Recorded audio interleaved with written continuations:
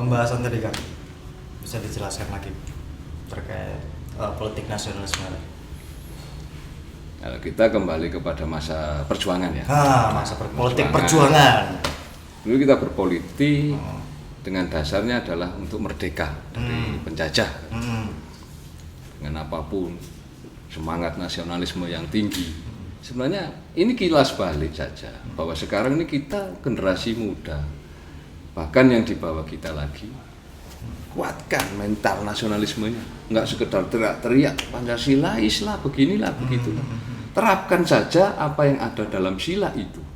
Inilah yang namanya Pancasilais, bukan teriak-teriak aku iki Garuda di dodoku, tapi jalankan dalam kehidupan.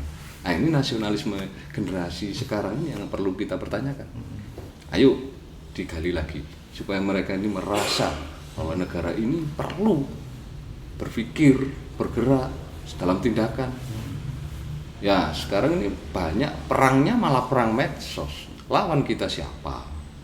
Hanya sentimen-sentimen diajarnya di medsos. Berarti dinamakan politik era digital.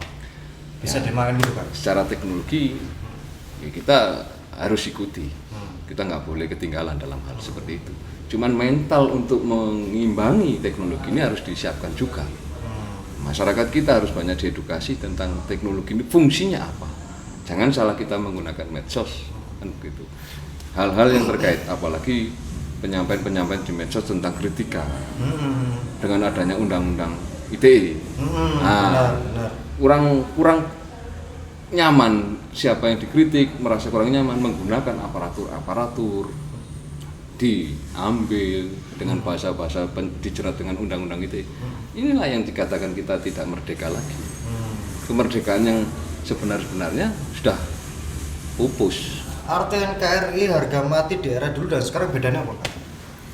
Bahasa NKRI harga mati ini saya secara pribadi tanggapannya jenengan ya kan? Saya kurang pas dengan bahasa NKRI harga mati. Bagi saya NKRI ini nggak ada harganya, tak ternilai harganya. Jadi nggak bisa dihargai dalam artian mati pun. Kalau mati ngapain kita bisa bergerak apa? Sampai mati ya kita tetap NKRI. Tapi NKRI bagi saya adalah harga yang tak ternilai. Jadi mungkin silakanlah kita memiliki jargon apapun, NKRI harga mati mungkin begitu. Bagi saya NKRI ini selamanya tidak ada matinya kan gitu. Jadi jangan menggunakan hal-hal yang berkaitan dengan adanya batas waktu. Okay. Sampai mati kapanpun siapapun generasi meneruskan nanti kita yang Indonesia tetap Indonesia. Gak perlu kita harus membahasakan NKRI harga mati. Kalau mau mati jangan ajak-ajak lah. Iya benar. Tapi kalau bisa untuk membela NKRI sampai mati pun saya mau. Istilahnya rakyat pun semuanya saya rasa berpikir yang sama. Kan seperti itu. Tapi rakyat sekarang ini dituntut berjuang loh Kang. Dari pasca pandemi seperti ini. Perjuangan masyarakat ini kan banyak versi. Makanya yang kita sampaikan tadi bahwa berjuang dalam kehidupannya, dalam rumah tangga untuk mencukupi anak istri, ini kan perjuangan seorang suami kepada keluarganya. Nah, kita tetap diam di rumah juga perjuangan.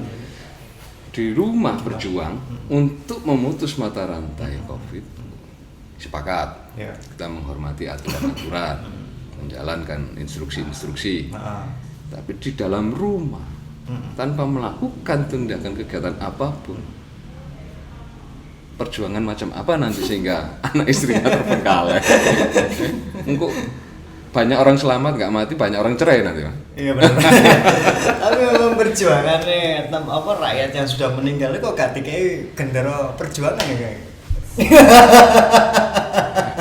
Kita ingin berjuang melawan COVID ini. Berjuang melawan COVID adalah pahlawan penyakit loh. Iya.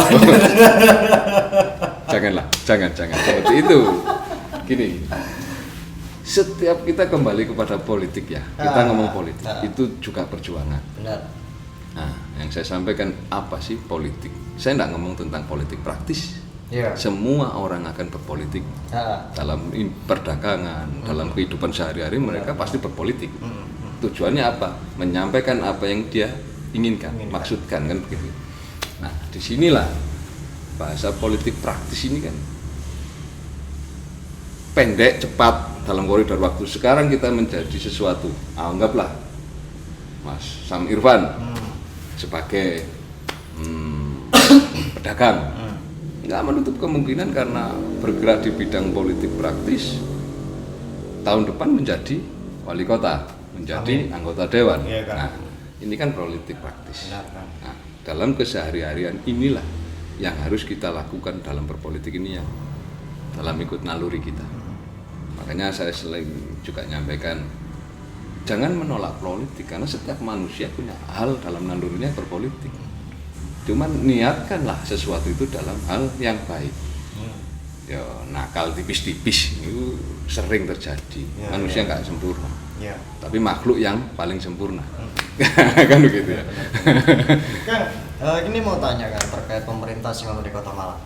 Bahkan Malang Raya lah. Sempat kan Kang Mbak Em juga ketemu sama salah satu pemerintah di Malang. Kebijakan apa atau mungkin apa yang sudah dilaksanakan pemerintah terkait pasca pandemi ini, Kang?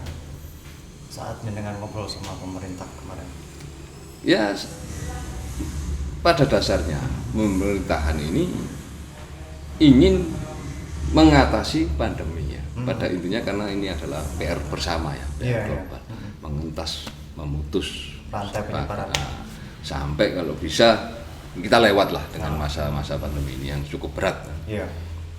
Nah, kebijakan-kebijakan yang diterapkan, yang tadi kita bahas, ini kan menjadi polemik tersendiri. Masyarakat merasa terbatasi, tapi tujuan pemerintahannya untuk supaya penyebaran ini nggak terlalu lebar kan gitu. Bahasa sih menurut saya ada bahasa abu-abu, simalakama. Kalaupun harus ditetapkan, ya tetapkanlah dengan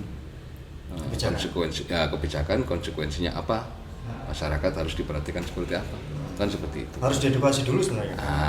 Lepas daripada edukasi, kita pun masyarakat juga sebenarnya sudah memahami itu.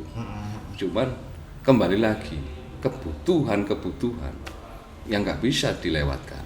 Ini harus diperhatikan juga. Kasih ruang mereka untuk melakukan kegiatan dalam hal bekerja, ya, dalam batasan-batasan tertentu. Ini yang jarang disampaikan. Jam sekian tutup. Apakah ini berimbas dengan penyebaran COVID? Pagi, jam sore aktivitas, malam ditutup. Efeknya di mana? PJW diperhatikan. Ini juga membuat bingung ya. Kenapa kok dimatikan? Apakah COVID takut dengan kegelapan? Kira-kira penjahat yang lebih punya ruang ya, yang niat jahat dan niat jahat akhirnya akan punya ruang untuk melakukan tindakan kejahatannya. Nah, hal-hal yang seperti ini yang entah digodok seperti apa sehingga dilontarkan seperti itu, masyarakat juga bertanya-tanya, apakah COVID takut dengan kegelapan? Tidak juga kan? Nah, apakah jam sekian tutup? Apakah itu juga kedatangan COVID? Kedatangan COVID. Kebijakan ini yang menjadi polemik, guyon, akhirnya kelihatan masyarakat menangkapnya seperti ini guyon, ini dagelan akhirnya. Sebenarnya tujuan pemerintah sangat bagus, cuman apakah ini bisa diterima atau tidak? Ya walaupun kebijakan selalu ada pro dan kontra. Nah, rangkul masyarakat kita itu, buat nyaman. Yang sering dilupakan, satu, nyaman. Malah masyarakat dibuat nyaman dengan situasi apapun. Inilah yang dikatakan meningkatkan imun otak. Tidak ditakut-takuti, tidak dibatas-batasi yang tadi kita bahas itu. Karena satu hal, sakit, pemikiran kita agak stres, ini mempercepat. Kita harus mensugesti pikiran kita. Sehat. Sambil kita tetap secara protokol kesehatan kita jalani. Sugestilah pikiran kita untuk sehat. Ya alhamdulillah kita masih sehat, masih ketemu, Ya, masih bisa bisa ngobrol bercengkrama. seperti ini. Banyak saudara-saudara kita yang sakit terus dipanggil sama yang kuasa. Ini kan hal-hal yang seperti itu. Yang harus Seperti diwaspadai. ada kabar yang umum selama ini terjadi di masyarakat.